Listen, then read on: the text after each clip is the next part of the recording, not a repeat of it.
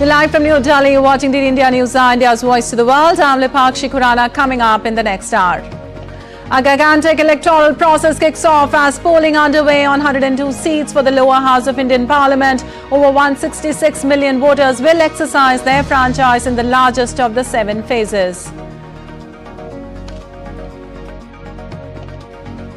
Israel attacks Iran. Iran media says forces had destroyed drones. Explosions heard in Isfahan city were a result of the activation of Iran's air defense systems. US stops UN from recognizing a Palestinian state through membership. Israel commends the US veto. Palestine terms it unfair, unethical and unjustified. And Ukraine seeks urgent help for battered air defenses from the G7 nations. NATO and the EU. NATO chief says working on a solution.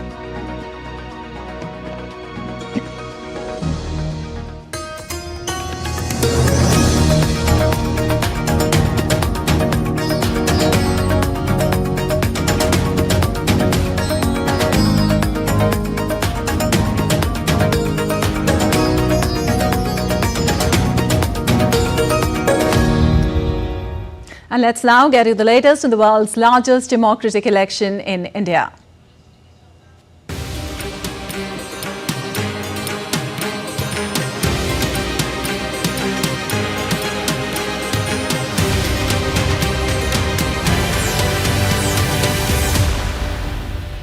Well, the first phase of 2024 Lok Sabha election, a 44-day, 7-phase democratic exercise to elect a new government, is underway with over 18.2 million voters heading to 1.87 lakh polling booths set up in 102 seats across 21 states and union territories.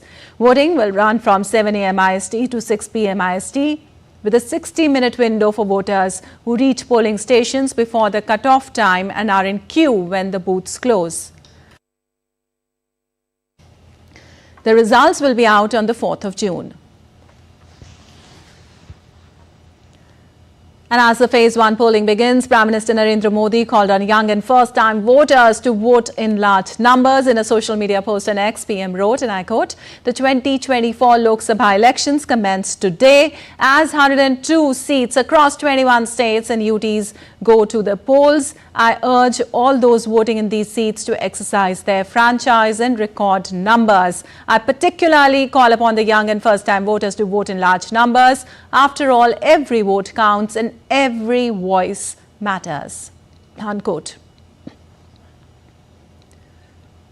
Well, voting is underway for 102 seats across 21 states and union territories. 8 union ministers, 2 former chief ministers and 1 ex-governor among those who are set to test their electoral fate in the first phase. Union Road and Transport Minister Nitin Gadkari is seeking a hat-trick of win from the Nagpur seat. In 2014, he had defeated 7-time MP Vilas Mutembar by a margin of 2.84 lakh votes and retained the seat in 2019 by defeating current Maharashtra Congress chief Nana Patole by 2.16 lakh voters. 6 seats in Madhya Pradesh, including Chindwara, Congress stalwart Kamal Nath's family bastion, vote today. Sitting MP Nakul Nath, who is the ex-chief minister's son, is the Congress candidate from there. BJP candidate Tamilisai Soundararajan recently resigned as Telangana governor and Lieutenant Governor of Puducherry to return to active politics. She is the BJP's candidate for the Chennai South Lok Sabha seat. Tamilisai is the daughter of Kumari Ananthan, a veteran Congress leader.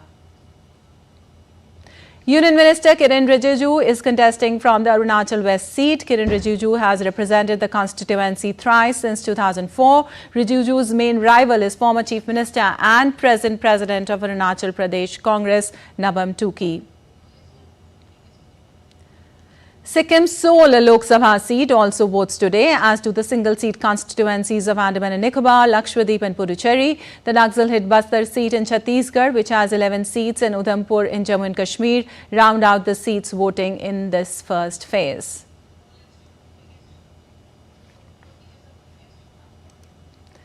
The Nilgiris Lok Sabha constituency in Tamil Nadu is witnessing one of the keenly watched battles between A. Raja, the incumbent DMK MP and former telecom minister, and L. Murugan of the BJP, who is the Union Minister of State for Fisheries. This will be the first time that Murugan, who was elected to Rajya Sabha from Madhya Pradesh, is contesting from here.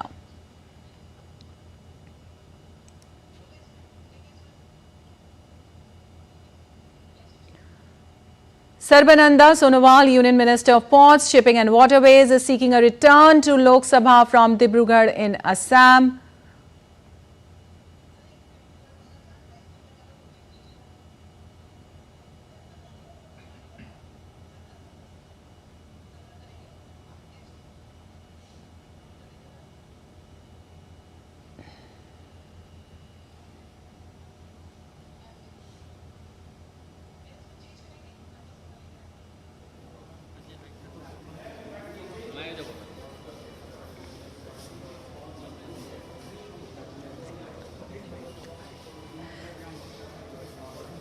Sarbananda Sonowal, Union Minister of Ports, Shipping and Waterways, is also seeking to return to Lok Sabha from Dibrugarh in Assam. He has just voted.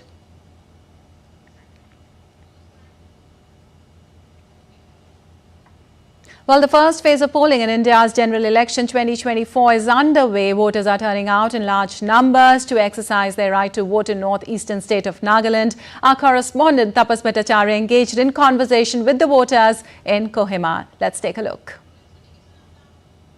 The first phase of the polling of Lok Sabha is currently going on, and right now I am in Kohima, where Nagaland's seat is up for election. In fact, the election is currently going on, the polling is currently going on, and right now I am in the Panchayat office, which has been turned into a polling station. People are coming in from the early morning. In fact, from 6:30 onwards, we have seen queues and people coming in large numbers. Especially the women have made it a point to come in large numbers. I have with me some of the people who have exercised your franchisee. Sir, what's your name? My name is Hekuga Sema. Okay, you have come in the morning. You've voted. What was your main thing?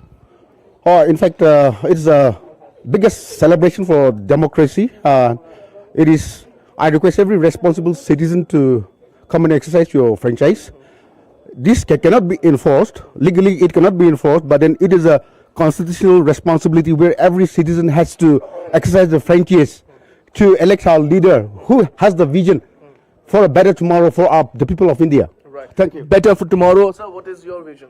My vision to, as rightly said by my friend, for our future, better tomorrow, everyone's responsible to exercise their franchise. And as said, we are doing so well in this polling station. The voters has turned up very early in the morning, and the process is going on peacefully and very democratically. We are exercising. People are coming in large numbers. Sir, you have also come in, early in the morning. What is your point here? We have come here. What you wish and you want to tell more people to come forward? Actually, we are going to elect our leaders, so the people are happily casting their votes. So we emphasize more the election to people more participate in the election. Right. And until now, too, the people are heavily casting their votes according to the conduct of election code of conduct. Right. In fact, people have been coming here from early in the morning. 6:30 a.m. we were there, and we saw queues coming in, and people were there waiting for the actual election officers to open the booth. The one other thing that is very important to understand here is that there are more women voters out here in this part of the country. Nagaland has generally, we have seen Nagaland seen more voters in female voters in comparison to the male one. And also, out of the 2,342 polling stations, 1/4 have been marked as vulnerable, and yet people are coming in large number to cast their vote, exercise their franchise. With camera person Navin, this is Tapas Bhattacharya for DD India from Kohima, Nagaland. All right, and now we are joined by our reporters giving us more details from the ground itself. Aditya Srivastava from Bhopal, Debyendu Mondal from Dibrugarh, and Gautam Roy from Gangtok. Well, Aditya, good morning. My first question to you. The state's diverse constituencies there depict significant voter trends, making it a crucial electoral background for BJP and INC. What's the scene there right now? Today, more than 1 crore 13 lakh voters of Madhya Pradesh got a chance after 5 years in a local general election to cast their vote in Madhya Pradesh of 6 constituencies of MP. We can say voting is going on from 7 onwards, especially in a Balaghat area. Balaghat is a Naxal affected area.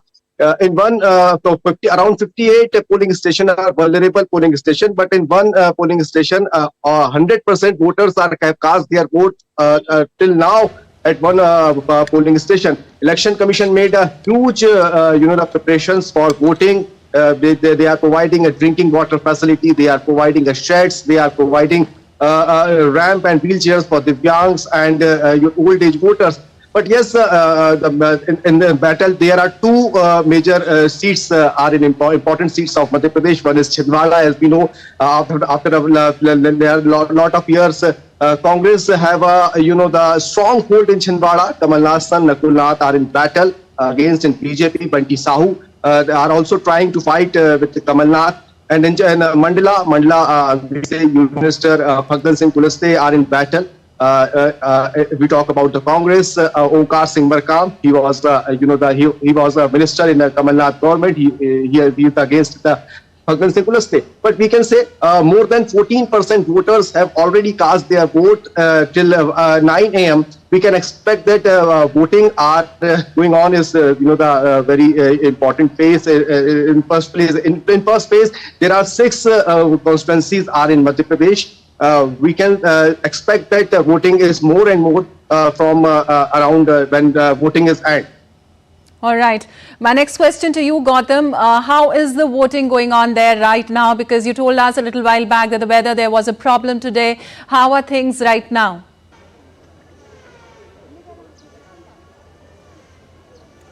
Well, Pakshi, I have good tidings that I'm bearing right now for Delhi from here in Gangtok, Sikkim's capital, because as of now it's sunny. And it was cloudy in the morning when people had started to gather at the polling stations in large numbers, long queues had formed. Cloudy at that time, but the forecast has been for rain, because that's what has been happening in this region for the last few days. I've been here since the 15th, and very little of the sun did we see in all this time. And today it's quite bright and sunny, so it's looking pretty good. We've been visiting some polling stations as well. The one that we were at earlier, that had a bit of an issue in terms of getting the polling started. It started about 45 minutes late, but here, if you can see in Latungtang, it's taking place pretty smoothly right now. There are people here queuing up, and I don't see the queues to be as long as the ones that I saw earlier in Mangan Kendra. So in Gangtok, things are going pretty smooth. It's a peaceful state by and large. Already we've got some data coming in, because there is a lone parliamentary seat, but 32 assembly seats are at stake as well, including a Sangha seat, which is a seat for monks and Anis of the Tibetan tradition. And that has, again, because of Sikkim's special status, the polling percentage around 9:30 a.m. was 7.66%. But there's a variance as well in terms of the polling percentage. From the seat where the Chief Minister's wife is contesting, the polling percentage has gone up to 12%. That's Namchi Singithang. But in others like Jongu, there's another number 30 assembly seat where the polling percentage at 9:30 was just 0. So variance there as well. Maybe it's raining there in Jongu. I don't know at this moment. All right. All right. Dibyendu, my next question to you. How is the polling going on there? Plight of tea garden workers was a major issue there. So what's the status right now? Well, Lepakshi, since morning we have been going to different polling stations here in Dibrugarh in Assam. This is of course a very crucial seat, because Union Minister and BJP candidate now Sarbananda Sonowal is contesting from this seat. And if you can see behind me, this is the same polling booth where Sarbananda Sonowal came in the morning to cast his vote. And we had been witnessing long queues here since morning, and people gathering here to cast their votes. We have been speaking to a few people here who had been telling that, their vote is very important, and it is their primary duty to first come here and cast their vote, and then do whatever work they have to do throughout the day. And of course, the weather here is also pretty good today. It's windy, cloudy, as well as a little drizzle, but that did not dampen. In fact, the rain also did not dampen the mood of the people here who had come here to cast their vote. And as per the Election Commission's data, currently a little more than 12% of polling has taken place in Assam, but particularly in the Dibrugarh region where I am currently, a little over 10% of voting has taken place here in Dibrugarh, but rest of the seats, in fact a total of 5 parliamentary seats are going to polls in Assam. And in all other 4 seats, voting percentage, and in fact all the seats are more than 10%. So of course, people are coming out in large numbers to cast their vote. What we are also being told here by the poll officials is that till about 12:30, by about 12:30, the voting percentage could reach about 25 to 30%, and then later in the evening after 3 p.m. The voting percentage would again increase. Of course, we'll of course wait for the final data from the Election Commission post the voting ends at about 6 p.m. this evening. But what we see on the ground is that people are enthusiastic. People are queuing up outside the polling stations to cast their vote to select and elect their favorite candidates. Yes, back to you, Lipakshi. All right, I'm sure nothing can dampen the spirit of the voters today. Thank you so much for joining us, Dipendu, Gautam and Aditya. And still to come on DD India News Hour. Elections are a big thing for the first time voters. We bring you the voters' analysis.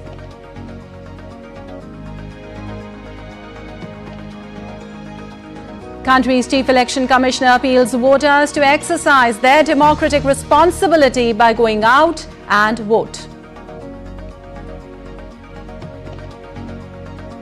As the first phase of polling is underway, we will get you more updates from the ground.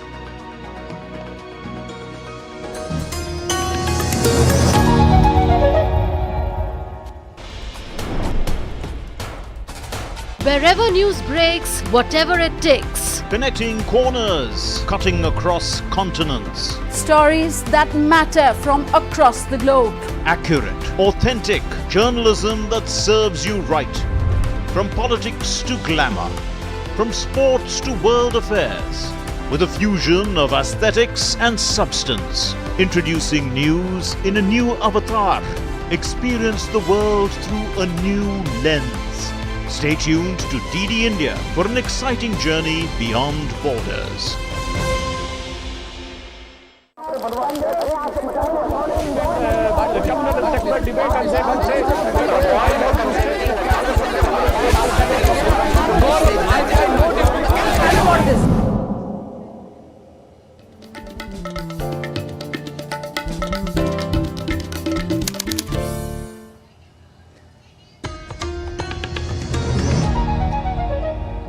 Welcome back. You're watching DD India News. I'm Lipakshi Kuran, and moving on. Elections are a big thing for the first-time voters in the U.S. The turnout for the 2020 presidential election among 18 to 24-year-olds was 48%. In 2024, as India decides, 18.2 million voters will press the right to vote. Airlines are offering discounts, while the Election Commission is calling might be encouraging to people to vote. 18.2 million voters will exercise their franchise for the first time in the 2024 elections. What do these voters do and how do they compare with the first-time voters in 2019? 3 important points come to the fore. 70% of the first-time voters yet to enter labor force. Not every first-time voter is studying. Labor conditions have changed since 2019. The labor force in the 18 to 19 age group in rural areas is close to 67.4%. While in urban areas it swells to 77.9% in the same age bracket. The overall average comes to 70.3%, which is the share of the population outside the workforce. Majority of the first-time voters who are not in the labor force are studying, but there is a big gender gap with 95% of the men reported education as the reason for staying out of the labor force, while it is just 65% for the women. Today's young voter would like to compare with his peers from 2019 who have entered the labor force earlier. The periodic labor force survey results with 2018-19 numbers show that unemployment rate has fallen for all workers and also for the category of first-time voters. Anil Thomas for DD India. Well, 2024 is the year of democracy. During the past 75 years, the election process in India has evolved a lot. From ballot boxes to electronic voting machines, the Indian democracy keeps evolving. We take a closer look at how the electorate has changed over the years.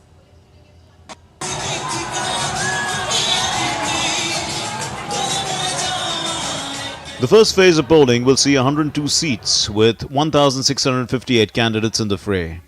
There are 969 million voters on the electoral rolls for the 2024 general elections across all phases. There has been a 6.25% increase in the number of voters since 2019, which stood at 912 million. How has the electorate changed over the years? Let's take a look at the demographics of the electors. Share of voters in total population is the highest in 2024. Voter population ratio varies across states. Lowest gender imbalance in the electorate. Higher share of first-time voters. The share of voters in the total population will be the highest in 2024. Elections over the years from 1951 to 2024 have shown that the electors as a percentage of the total population is rising from less than 50% in 1951 to 67% in 2024. The difference in the demographic profile of states shows a disparity in the voter population ratio. There are large variations. How has this changed over time? The numbers have increased, but in different magnitude. Undivided Andhra Pradesh showed a maximum increase of 16.5 percentage points, followed by West Bengal and Karnataka. Bihar has seen the lowest increase at 2.1 percentage points, followed by Punjab 3.9% and Rajasthan with 4.5 percentage points. The 2024 elections will see the least gender imbalance in the electorate. It was 910 in 1971, it went lower to 902 in 1991-92. In the 2019 elections, the gender imbalance was at 926, while in this election, it's at 948.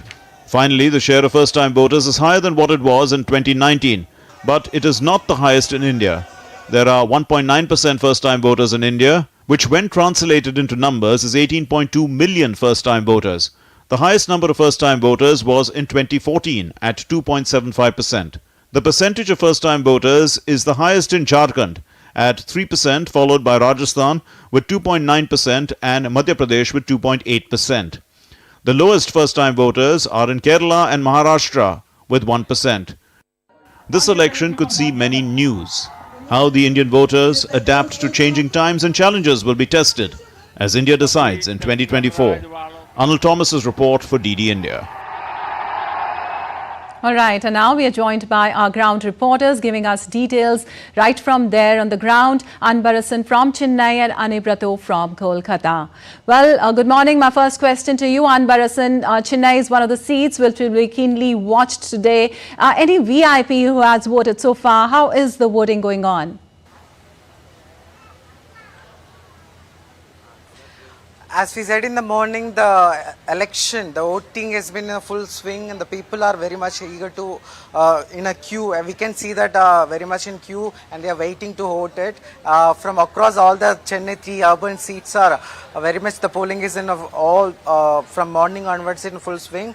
And the actor Rajnikant, the Premalata Vijaykanth, the DMDK General Secretary and the Chief Minister M.K. Stalin and all the various cine actors and also the leaders of all the parties, Edapadi K. Palanichami, K. Annamalai, MOS Minister of State for INB, L. Murugan, all the candidates and also the ministers. So all the star candidates all are in queue to, and also due to the summer, people are very much in start itself, means early morning itself, they came and they voted, And also this election, kind of central Chennai, we are right now at the central Chennai Chindatripet voting booth. Here actually last around 20 years, it's a DMK seat in between the candidate, the former minister Dayanidhi Marin, and also the BJP candidate Vinod P. Selvam, and also the DMDK, the ADMK aligned partner, DMDK candidate Parthasarthi. So this seat, in one of the middle seat in between the Chennai all south and north seat.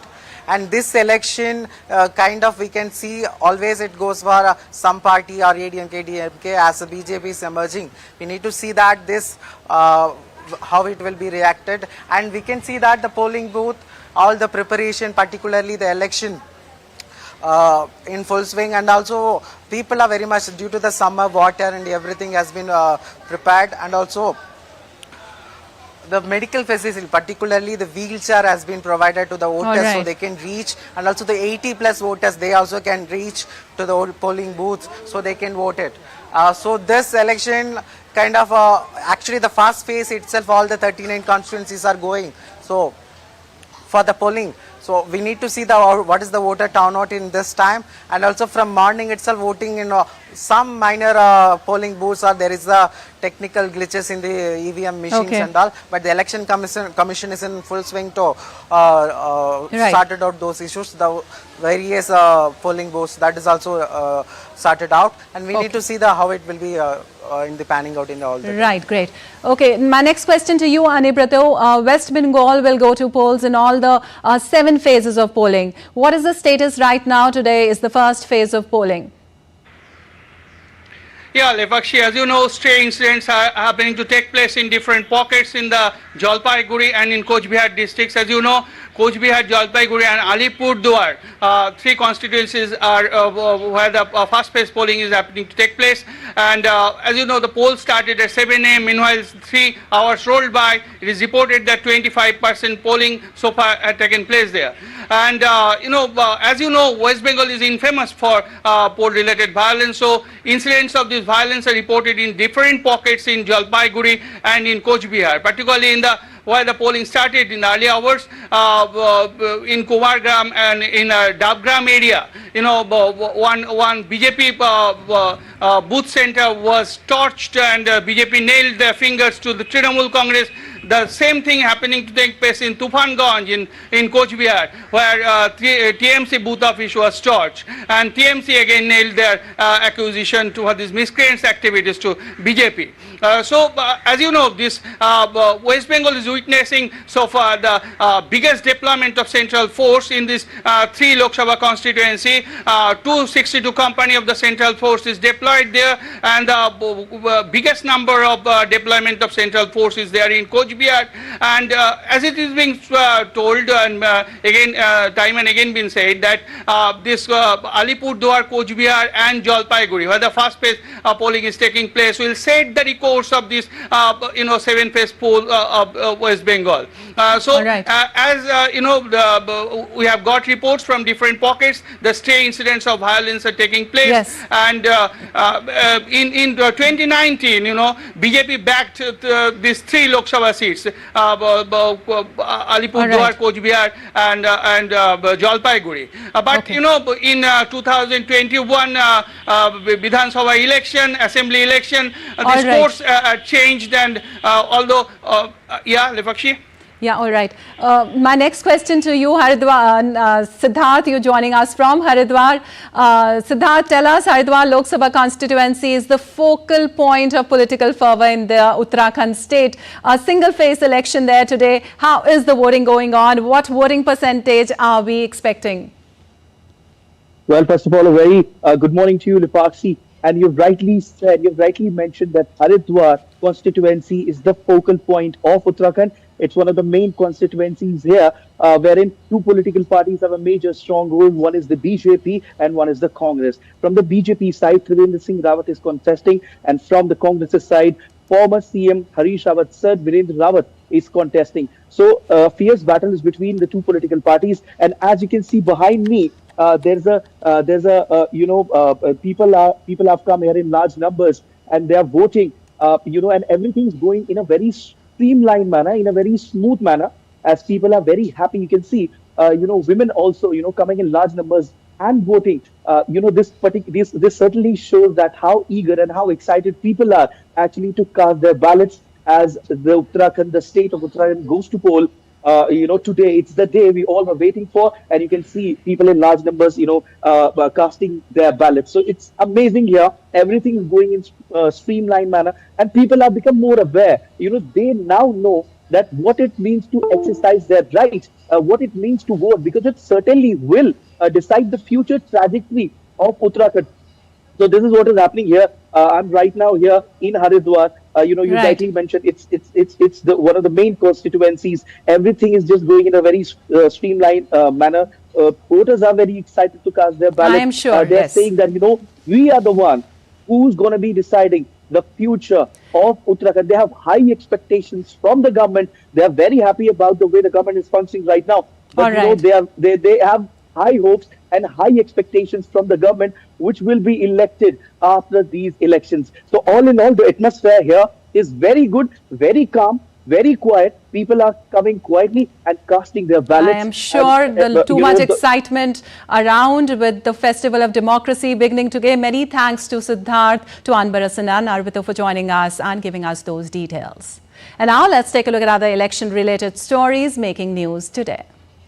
As voting begins in India's general elections, the country's Chief Election Commissioner Rajiv Kumar appealed to the voters to exercise their democratic responsibility by going out and voting. He added that India's track record of smooth, regular and high-quality elections owes to people's judicious and enthusiastic participation.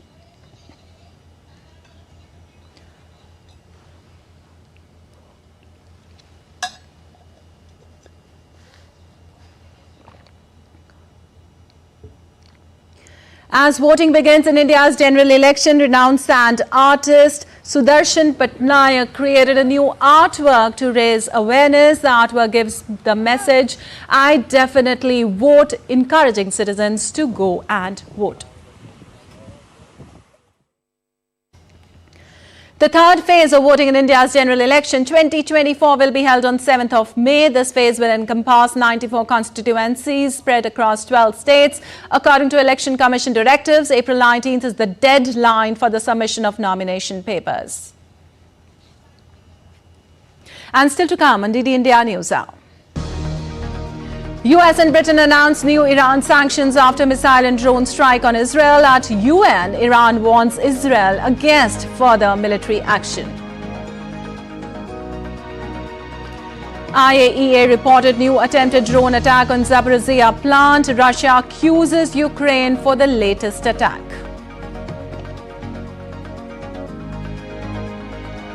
And heavy rains trigger flooding in southeast Iran.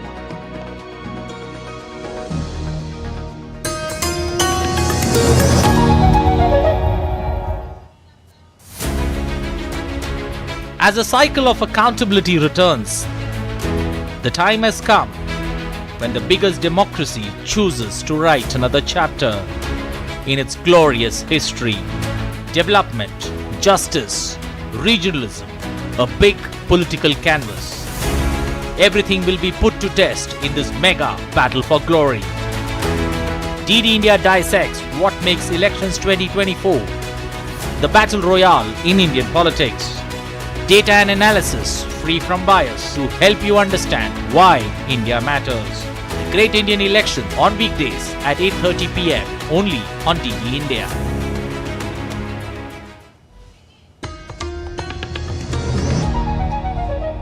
Welcome back. You're watching DD India News. I'm Lepakshi Kuran, and moving on, another big news we are tracking here at DD India Live now. Explosions heard in Iranian city of Isfahan early morning were a result of the activation of Iran's air defense systems. However, Iran's space agency spokesman Hossein Dalarian said several drones have been successfully shot down by the country's air defense and that there was no missile attack. Meanwhile, international flights have been cancelled at Tehran's Imam Khomeini International Airport until 7 GMT or 12:30 IST, while several flights were diverted over the central city of Isfahan and Shiraz and Tehran cities.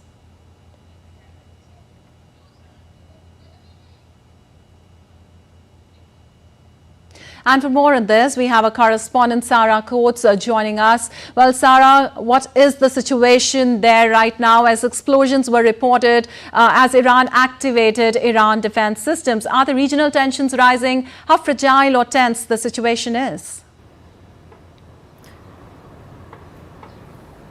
They certainly are, and this of course comes after this unprecedented strike last Saturday by Iran on Israel. Some 300 ballistic missiles, drones fired across the country.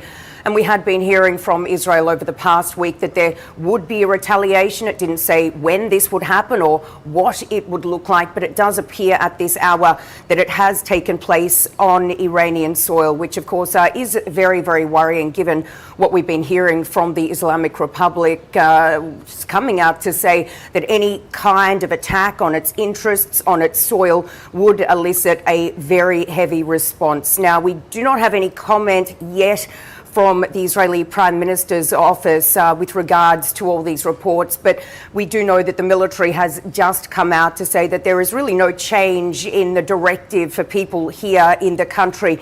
And just looking around me over the last 15 minutes, people are really going about their business. There is not too much concern compared to what we saw, say, a week ago when people were out at the shops. They were panic buying. They were buying things like generators with this Iranian threat still looming. So certainly at this hour, everything here in Israel seems calm. Iranian state media also in Iran is really downplaying this incident. So certainly this is developing and we can expect an Iranian response. All right. Also, Sara, we wanted to know Western sources saying they have attacked. Iranians are denying it. A lot of rumors doing rounds right now. What is the real story? What is the reaction from US? Well, as I mentioned, still no official comment from the Israelis, still no official comment from the Iranians. We do know that there were a number of blasts over the central city of Isfahan, also in southern Syria as well. Israel rarely comments on strikes in Syria, but certainly a developing story, as I mentioned. No directive, no change in directives for the people on the ground here in Israel, although a number of embassies have called on their people, including the Australian embassy, to leave Israel, to leave the Palestinian territories. And we also do know that the United States has told people not to move, its embassy staff not to move outside Greater Tel Aviv and Beersheba areas. These are fairly major cities in Israel. But even as I'm coming to air with you now, I can hear a large plane flying up behind me, and this would be a commercial plane. So this really goes to show that there really isn't too much concern here at this hour, given that the Israeli airspace is still open. All right, for the benefit of our viewers, we are showing you live pictures given by the Reuters there. And thank you so much, Sara, for giving us that update. And meanwhile, Asian shares and bond yields sank on Friday, while safe haven currencies gold and crude oil jumped after reports Israel attacked Iran. However, the scope of the market moves were mitigated somewhat as details emerged. The Israeli attack was limited and Iranian officials denied any missiles were launched against it. MSCI's broadest index of Asia-Pacific shares dropped 2% after earlier diving as much as 2.6%. And US stock futures pointed 1% lower, retracing part of an initial 1.7% slide. Meanwhile, the G7 nations are expected to announce fresh sanctions against Iran when the group's foreign ministers meeting wraps up later today. The US and UK have already moved forward with a new round of sanctions in response to Tehran's strikes on Israel last weekend. Undeterred with sanctions, Iran at the UNSC on Thursday said that Israel must be compelled to stop any further military adventurism against our interest. Giles Gibson is in Capri for us. In a coordinated move, the US and the UK have announced a fresh round of sanctions against Iran, with Washington sanctions targeting the country's missile and drone programs, as well as the Defense Ministry and the Revolutionary Guard Corps, while London's have targeted the Iranian Defense Minister, as well as other individuals and organizations that are linked to the country's military. US President Joe Biden, as he announced these sanctions, said that allies and partners of the US and the UK around the world will also be introducing similar measures to respond to Iran's missile and drone attacks on Israel over the weekend. Meanwhile, we've also had the NATO Secretary General Jens Stoltenberg and the Ukrainian Foreign Minister Dmytro Kuleba here on the Italian island of Capri, joining the G7 foreign ministers in their talks. And Dmytro Kuleba has drawn what he sees as a very clear contrast between the way that Western allies support Israel and the way they support Ukraine. He said that when it comes to Israel, the strategy for that, he says it's to prevent damage and death, clearly referring there to the fact that the US and the UK helped to shoot down drones and missiles fired by Iran towards Israeli territory. On the other hand, he says for Ukraine, their strategy is simply to help the country to recover from damage. Now, the NATO Secretary General Jens Stoltenberg here in Capri has said that the alliance is working towards providing Ukraine with more Patriot air defense systems. And the foreign ministers have also been discussing how to use $300 billion of frozen Russian assets in the West as collateral for loans that could be issued to the Ukrainian government in the coming weeks. Giles Gibson on the island of Capri reporting for DD India. Well, the US on Thursday blocked a resolution that would have seen Palestine recognized as an official UN state. According to the United States, the recognition is premature and should only come after direct negotiations between Israel and Palestine. Israel commends the move while Palestine terms it unfair. Palestine has been a permanent observer at the UN since 2012, before which it was an observer in the United Nations General Assembly. Jody Jacobs reports from New York. Palestine's hope to become the 194th member of the UN were dashed on Thursday when the United States stopped the UN from recognizing Palestine as an official state by using its veto in the Security Council. 12 countries voted in favor of the resolution, while the United Kingdom and Switzerland abstained. Algeria, who spearheaded the vote on behalf of the Arab group, said this was an unforgivable mistake. Member states voiced their disappointment by the turn of events, with Russia's permanent representative saying history will not forgive the United States. This was Palestine's second attempt at full membership at the world body. It currently only holds observer status. Speaking after the vote, Riyad Mansour, the permanent observer for the state of Palestine, said Palestine's right to self-determination shouldn't be delayed. He told the council that all the Palestinians want is to join the club as equals. Israel, however, thanked its ally, the United States, for blocking the vote, saying allowing Palestinian statehood would be akin to rewarding terrorism. The Arab group says it will continue to lobby for Palestinian recognition at the United Nations, as there is sufficient international pressure and support for it to continue the cause. Jody Jacobs at the United Nations in New York, reporting for DD India. Well, Ukraine warned foreign ministers from the group of 7 major powers on Thursday they had to change strategy if they wanted Kyiv to withstand increasingly destructive Russian air assaults. The G7 ministers meeting on the island of Capri acknowledged the need to get more air defense systems to Ukraine and applauded Ukrainian Foreign Minister Dmytro Kuleba as he joined them on the second day of their 3-day gathering. NATO Secretary General Jens Stoltenberg also took part in Thursday's G7 meetings, telling reporters beforehand that the military alliance was actively seeking to send more air defense systems as quickly as possible. Stoltenberg said a meeting of the NATO-Ukraine Council would take place on Friday and that Ukraine's President Volodymyr Zelensky was expected to participate virtually. Stoltenberg also said other defense systems might also be provided to Ukraine, including the nasal surface-to-air missile system. We have compiled data about the different air defense systems we have in NATO, focused on the Patriot systems. And we are working with allies to ensure that they redeploy some of their systems to Ukraine. Well, the UN's nuclear watchdog, International Atomic Energy Agency, has reported of a new attempted drone attack at Zaporizhia nuclear power plant on Thursday. This is the second such attack on the plant in less than 2 weeks, where Russia has accused Ukraine for the latest incident. Calling the attacks reckless, IAEA Chief Rafael Grossi has warned that these strikes at the plant could trigger a major nuclear accident. Russian forces occupied the plant in the first weeks of February 2022, and each side has since repeatedly accused the other of attacking the plant. And now let's take a look at other stories making news around the world today. Flash floods triggered by heavy rains and overflow water bodies battered Iran's southeast region. Flooding wreaked havoc in various parts of Middle Eastern and Gulf countries over the past days. Heavy downpour has displaced thousands of residents and damaged infrastructure and agricultural lands.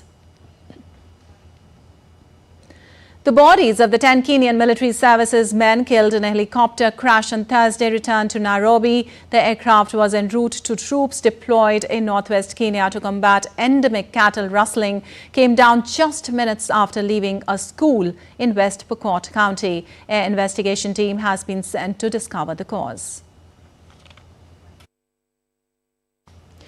Sri Lanka on Sunday will mark the 5th anniversary of deadly blast that rocked the nation on Easter Day in 2019. The blast targeted 3 churches and 3 luxury hotels in Sri Lanka, which claimed the lives of at least 269 people. The fears of violence forced hundreds of residents to flee their homes amid bomb scares, lockdowns and security sweeps. And still to come in DD India News Hour. Elon Musk expected to announce major investments in India when he meets Prime Minister Narendra Modi on Monday.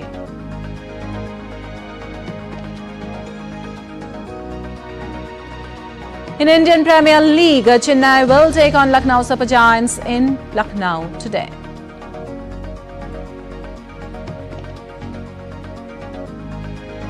Casper Ruud and Stefanos Tsitsipas reached the quarter-finals of Barcelona Open. We'll tell you more ahead.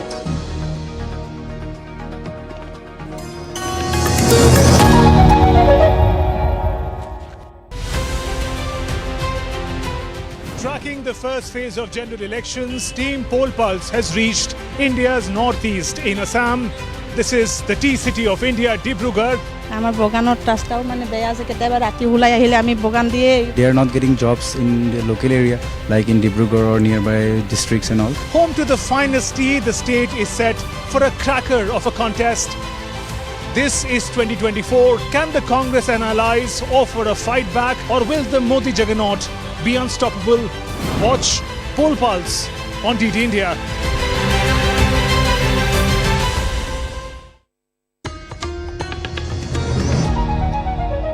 Welcome back. You're watching DD India News. I'm Lipakshi Khurana. On to some business news now. As Elon Musk readies a trip to India, it appears he could be packing a hefty investment in his suitcase. According to Reuters, the electric vehicle mogul plans to announce a $2 to $3 billion investment when he meets with Prime Minister Narendra Modi on Monday. DD India's Tony Waterman has more from Texas, where Tesla is headquartered.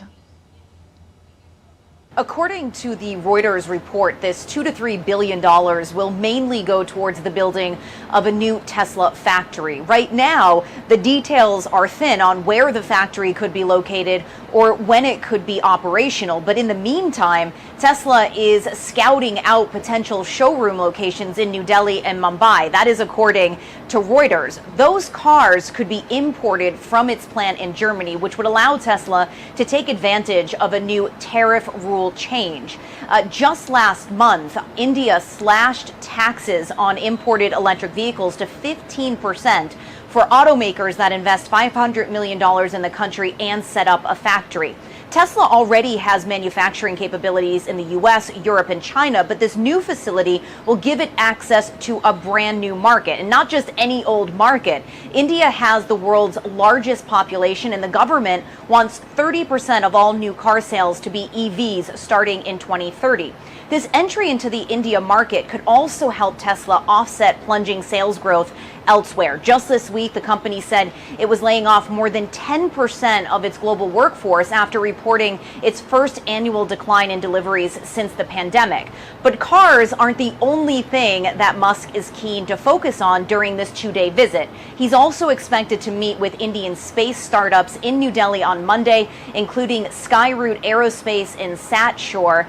This could help pave the way for a market entry for SpaceX's Starlink, a satellite internet provider, as Elon Musk eyes India as the next frontier for a number of his business ventures. Tony Waterman in Austin, Texas, reporting for DD India. Well, Google has fired 28 employees for protesting the company's $1.2 billion contract with the Israeli government to provide cloud and artificial intelligence services. The search engine giant called the protest on Google properly unacceptable, while protest organizers accused Google of firing workers indiscriminately. DD India's Ira Spitzer reports from San Francisco. Dozens of Google employees took part in what they called sit-ins at the company's offices in Seattle, New York City, and here in Silicon Valley that eventually led to 9 arrests after they refused to leave. Protesters were demanding that Google shelve something called Project Nimbus, a joint $1.2 billion contract along with Amazon that provides the Israeli government and military with cloud infrastructure, artificial intelligence services, and data centers. The group No Tech for Apartheid, which organized the protest, called the 28 firings a flagrant act of retaliation and says it intends to pursue legal action. The employees had been writing letters and staging protests since 2021 over the Nimbus contract, although now the war in Gaza has increased those tensions. In a statement, a Google spokesperson said that physically impeding other employees' work and preventing them from accessing our facilities is a clear violation of our policies and completely unacceptable behavior. The company also claims that the Nimbus contract isn't relevant to weapons or intelligence services.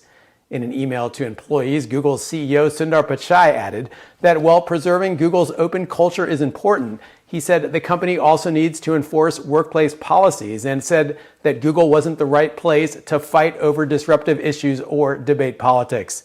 However, Google employees have actually in the past been successful in protesting military-related contracts. Back in 2018, Google shelved a contract with the U.S. Defense Department that used AI to analyze drone videos following internal pressure. Ira Spitzer reporting in San Francisco for DD India. Well, you're watching DD India News. Our time now for some sports news. Chennai Super Kings will take on Lucknow Super Giants in the 34th match of Indian Premier League 2024 in Lucknow today. Chennai Super Kings won both its last matches. CSK looked rather impressive in the wins against Kolkata Knight Riders at home and then against Mumbai Indians away. Lucknow Super Giants, on the other hand, lost both its last matches. LSD has had a couple of disappointing matches as it struggled with both bat and ball against Delhi Capitals and KKR. Before those two defeats, KL Rahul's men had recorded 3 wins in a row.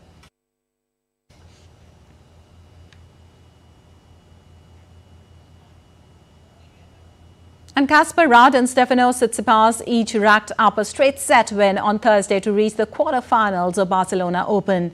Ruud was first to advance when he easily put away Australia's Jordan Thompson 6-1, 6-4. Ruud will face Italian Matteo Arnaldi in the quarters, who put away Argentina's Marco Trungelliti. Meanwhile, next up for Tsitsipas is Facundo Diaz Acosta after the Argentine came back to best Hungary's Fabian Marzuzan 3-6, 6-3, 6-1.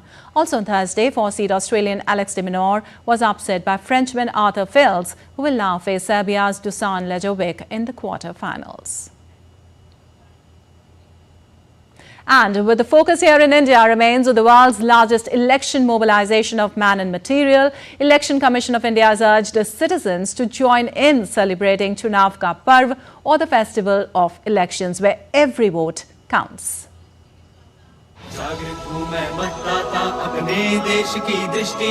I would like to appeal to the voters that elections belong to you. We are handing over the baton to you. Please come and vote.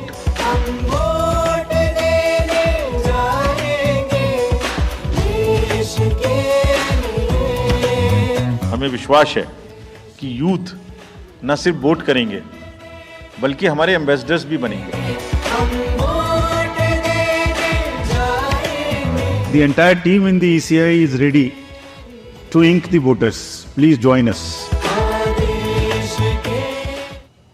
All right, that's all for this edition of DD India News Hour, but let us know your thoughts on the news of the day. For those on the go, you can get all the latest news and updates from India and across the world on the DD India mobile app. The app is available on both Android and iOS platforms.